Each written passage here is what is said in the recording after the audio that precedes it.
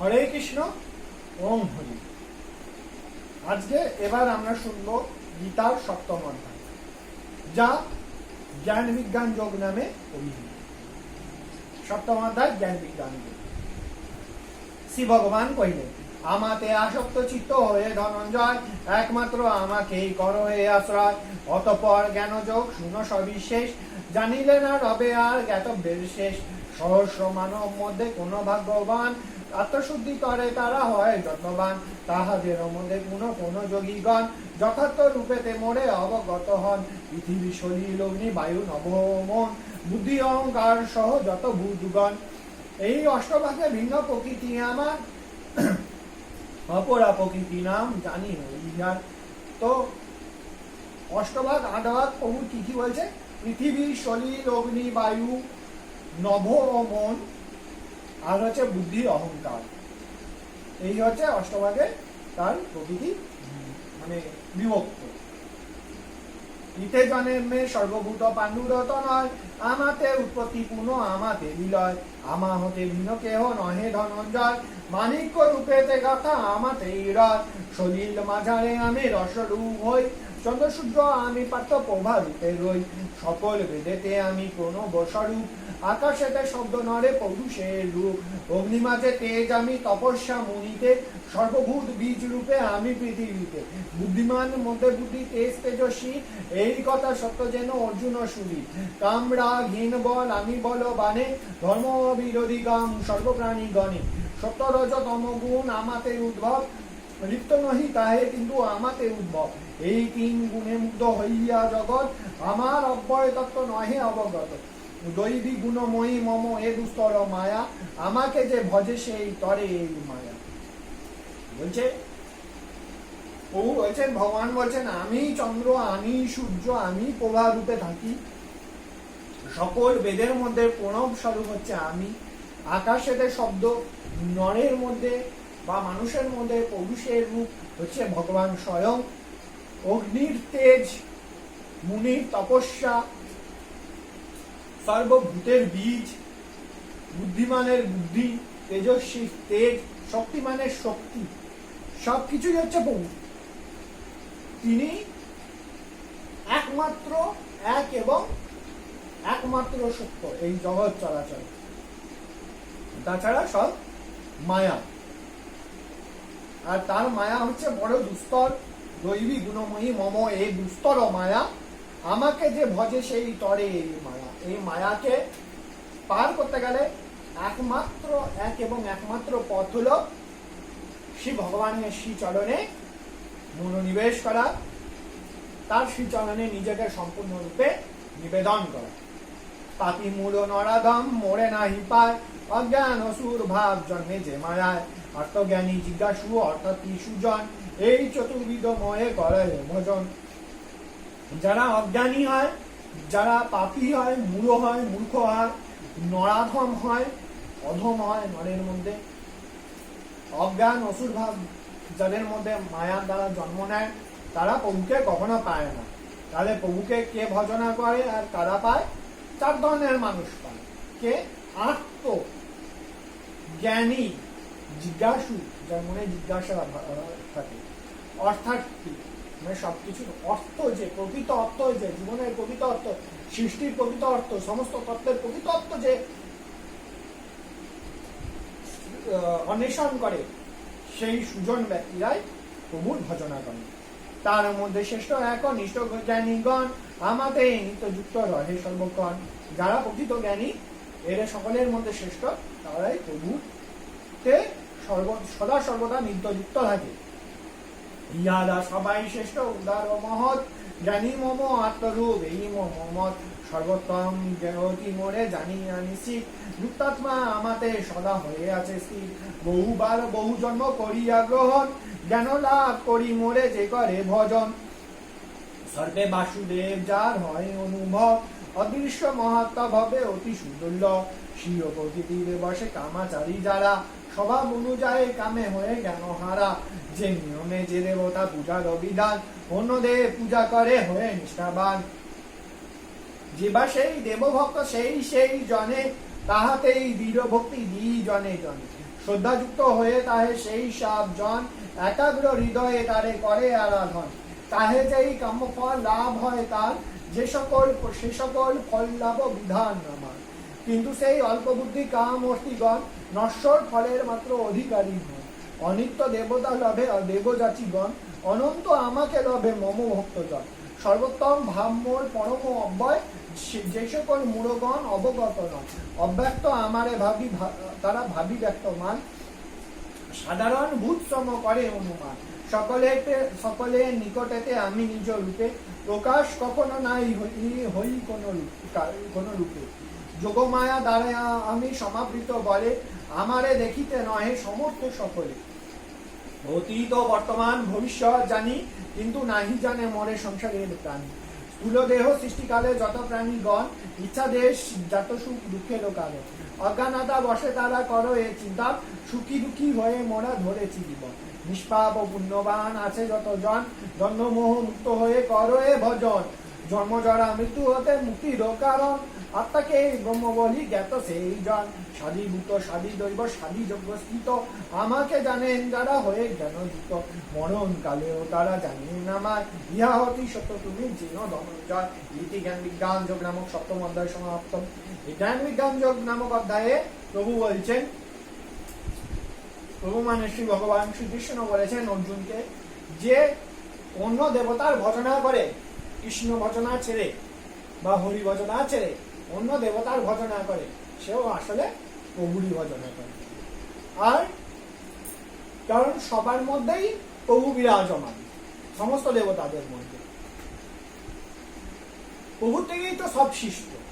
তাই কেউ যদি অন্য কোনো দেবতার উপাসক হয়, শিবের উপাসক হোক, ইন্দ্রের উপাসক হোক বা ব্রহ্মার উপাসক হোক, তারা তাদের মনোকামনা যেটা সেটা লাভ করে। কিন্তু যে ভগবানের মানে শ্রীকৃষ্ণের বা শ্রীহরির ভক্ত হয়, প্রকৃত ভক্ত হয়, সে প্রভুকে লাভ করে। এবার দুটোর মধ্যে পার্থক্য, দুটোর মধ্যে পার্থক্য এইখানে যে আমি যদি অন্য দেবতার পূজা করি, আমি যদি সোনা চাই বা ভালো বউ চাই বা ভালো সংসার চাই, বাড়ি গাড়ি এইসব চাই, তাই পেয়ে যাব। কিন্তু যদি আমি শ্রীকৃষ্ণ ভজনা করি, তাহলে পরে আমি শ্রীকৃষ্ণকে লাভ করি। আর শ্রীকৃষ্ণই হচ্ছেন প্রেমের আধার। তাকে লাভ করলে সদা মন প্রসন্ন থাকবে, তার উপরে কোনো কিছু হয় না। প্রভুকে লাভ করাই হচ্ছে সর্বশ্রেষ্ঠ লাভ। সদা প্রসন্ন থাকা যায়। বাড়ি গাড়ি যত হবে মনে হবে এইটা হলো, কিন্তু আরেকটু হলে ভালো হবে। কিন্তু প্রভুকে পেয়ে গেলে সর্বকামনা বাসনা পরিতৃপ্তি পায়।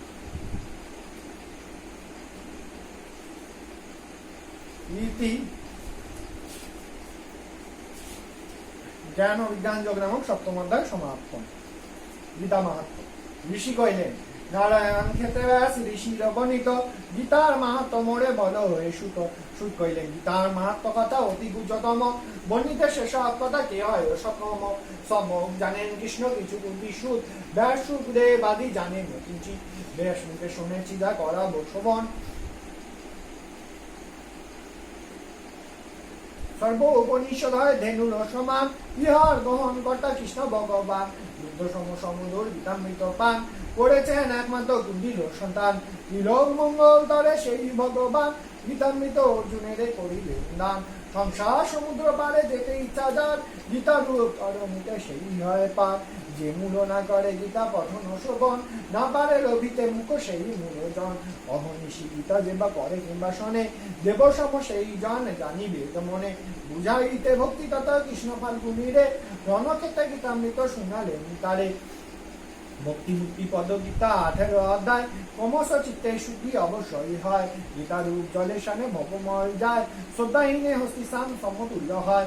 পঠন পাঠন গীতা না করে যে জন, মনুষ্য লোকেতে তার বৃথাই জীবন। যে জন গীতার তত্ত্ব কিছু নাই জানে, ধিক ধিক তার কুলশীল মান ধনে। অধম পামর যে বা গীতা নাই জানে, ধিক তার সম্পদেতে ধিক তার জ্ঞানে। গীতা শাস্ত্রে যা নাহি কোনো জ্ঞান, ধিক তার অদৃষ্ট পূজা যশ মান। গীতা শাস্ত্রে আসক্তি না চয়ে যাহার, ভূত তপযশে ধিক ধিক জ্ঞানে তার। গীতার প্রকৃত অর্থ অমৃত সমান, জ্ঞান গীতা ছাড়া জ্ঞানে গহে আসরি জ্ঞান। ধর্ম বর্জিত বেদান্ত রহিত, গীতা পাঠে হয় জ্ঞান চক্ষু উন্মীলিত, শিহরি বাসরে বিষ্ণু পর্বে গীতা পড়ে, সত্যগ্রহণ করিতে গতিতার করিতে না পারে। শালগ্রাম দেবালয় শিবালয় নদী তীরে পরম সৌভাগ্য গীতা পাঠে লাভ করে। বেদ পাঠ যোগদান ব্রত আচরণ অথবা যন্তবি করে তীর্থ দর্শন।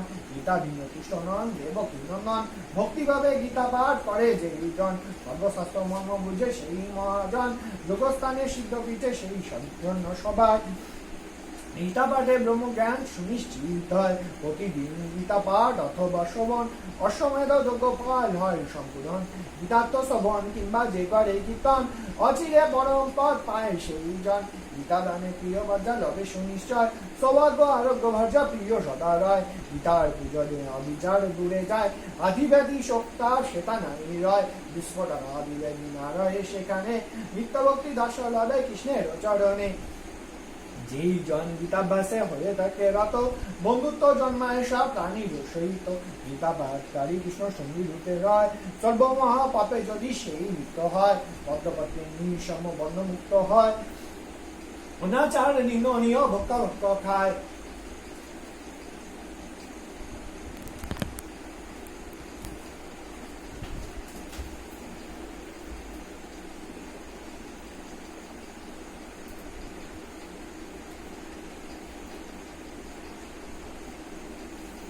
ইন্দ্রিয়ের কৃত পাপ জ্ঞানা জ্ঞান মত, গীতা পাঠে নাশ হয় জানিবে সতত।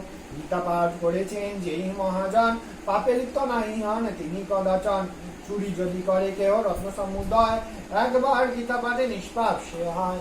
সাগ্নিক যে জন তার গীতাগত প্রাণ, জাত পণ্ডিত সেই ক্রিয়াবান। গীতা পাঠ স্থানে প্রয়াগ আদি তীর্থদায়, যোগীগণ পাঠকের দেহ লোকী হয়। যেখানে গীতা সেটা কৃষ্ণ ভগবান, নারদুবাদী সহ রণ বিদ্যমান। গীতা পাঠ পঠন কিংবা গীতার বিচার, রাধা সহ কৃষ্ণ সেটা করেন বিহার। শিবন্তরে গীতায় হৃদয় গীতা অতি শ্রেষ্ঠ জ্ঞান, শ্রেষ্ঠ পথ শ্রেষ্ঠধার গীতা, গীতা শ্রেষ্ঠ স্থান। গীতাতেই বাস মম গীতাই ভবন, গীতা জ্ঞানে ত্রিভুবন করি যে পালন। বিদ্যা মধ্যে শ্রেষ্ঠ গীতা বহুরূপা হয়, অর্ধমাতা চিদানন্দ অনির্বাচময়। হে পার্থ গীতার নাম করো শ্রবণ, দূর করে সর্বপাপ গীতার কীর্তন। গঙ্গা গীতা সারিপ্রিয় সত্তা স্বরূপিণী, ব্রহ্মবলী ব্রহ্মবিদ্যা ত্রিসন্ধ্যা রূপিণী। ত্রিসন্ধ্যা রূপে গীতা মুক্তি দেহিনী, অর্ধমাতা চিদানন্দা ভব নিরূপিণী। বেদকেই পরানন্দা ভ্রাতি বিনাশিনী, গীতা ইটা নিবেশর্গ দুঃখ বিনাশিনী। তত্ত্ব জ্ঞান মঞ্জুরি রূপে সিদ্ধিলাভ হবে, অন্তকালে পরমার্থ অবশ্যই লইবে। অর্ধপাঠে গোদান 3 ভাগে সমফল, 6 অংশে পাঠে গঙ্গা স্নানে সমফল। ইন্দ্রলোক প্রাপ্ত হয় 2টি অধ্যায়ে, কল্পকাল বাস করে আনন্দিত হয়ে। 1 অধ্যায়ে রুদ্রলোকে সেই বাস করে, এই রূপে গীতা যেবা পড়ে ভক্তি করে। অর্ধয়ে 1/4 পাঠ করে যেই, শতম অনন্তর সূর্য লোক রবে সেই। 1 2 4 5 7 3 বা 10 পাঠে চন্দ্র লোকে বাস অযুক্ত বরস। মৃত্যুকালে 1 অধ্যায় অথবা চরণ, স্মরণে পাঠক পরম পদতত্ত্ব হন। মৃত্যুকালে মহাপাতি অধম যে জন, মুক্তি লাভে গীতা অর্থ করিলে শোভন। গীতা সহিত যে প্রাণ ত্যাগ করে, বিষ্ণু সহ করে বাস বৈকুণ্ঠ মাঝারে। 1 অধ্যায় গীতা পাঠে যার প্রাণ যায়, পুনর্জন্ম লোভী সেই মুক্তি পদ পায়। মৃত্যুকালে গীতা যেই করে উচ্চারণ, পূর্বকৃত পাপ্তার নিশ্চয় খণ্ডন। গীতা পাঠে কর্মে কোনো দোষ নাই হৃদয়, শব্দকালে কীর্তি আত্মা স্বর্গপুরে যায়। গীতা পাঠ সহসাদে তুষ্ট কীর্তিগণ, কীর্তি লোকে মহানন্দে করেন গমন। ধেনু পুচ্ছ সহ গীতা দানে যে জন, গীতাত্ম নিশ্চিত তিনি হন সেই জন।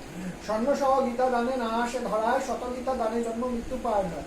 গীতা দান ফলে দাতা বিষ্ণু লোকে যায়, মহানন্দে বিষ্ণু সহ নিবাস করে।